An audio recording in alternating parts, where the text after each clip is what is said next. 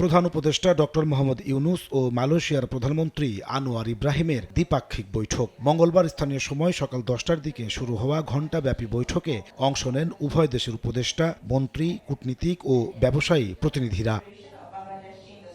Doctor Mohammad Yunus ও আনোয়ার ইব্রাহিমের উপস্থিতিতে উচ্চশিক্ষা সহায়তা, কূটনৈতিক প্রশিক্ষণ বিষয়ে 3টি বিনিময় নোট এবং প্রতিরক্ষা সহায়তা, প্রাকৃতিক গ্যাস সরবরাহ, হালাল ইকোনমি সহায়তা ও অন্যান্য ব্যবসা সহযোগিতা বিষয়ক 5টি সমঝোতা স্মারক সই হয়। এতে স্বাক্ষর করেন উভয় দেশের প্রতিনিধিরা।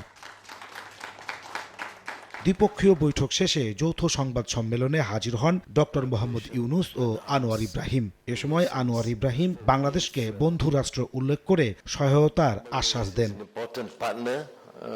আগামী বছর ফেব্রুয়ারির মাঝামাঝি বাংলাদেশ নির্বাচনের জন্য প্রস্তুত জানিয়ে প্রধান উপদেষ্টা মালয়েশিয়ার সহযোগিতা কামনা করেন। বলেন, নির্বাচনের মধ্য দিয়ে বাংলাদেশ স্বাভাবিক গতিতে ফিরে যাবে।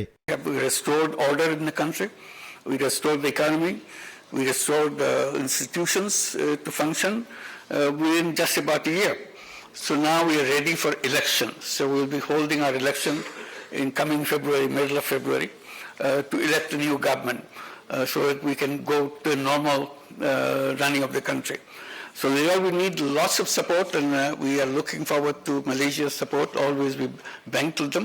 রোহিঙ্গা বাংলাদেশের জন্য বিশাল সংকট উল্লেখ করে মিয়ানমারের প্রত্যাবাসনে মালয়েশিয়ার পাশাপাশি আসিয়ানভুক্ত দেশগুলোকেও পাশে চান doctor Yunus. You have just mentioned about Rohingyas. This is a big problem for us. We are seeking help from Malaysia, particularly as a chair of the ASEAN group of countries. So we need all the help we can get. এদিন দুপুরে স্থানীয় Bangladesh high commission ও BIDA ব্যবসায়ী ফোরামের আলোচনার আয়োজন করে। সেখানে অংশ নেন মালয়েশিয়ার বিনিয়োগকারী ও ব্যবসায়ী প্রতিনিধিরা। প্রধান অতিথির বক্তব্যে ডক্টর মোহাম্মদ ইউনূস বাংলাদেশে মালয়েশিয়ার ব্যবসায়ীদের বিনিয়োগের আহ্বান জানান। Bangladesh is trying to be business friendly in every single way. Possibility of widening the horizon of business.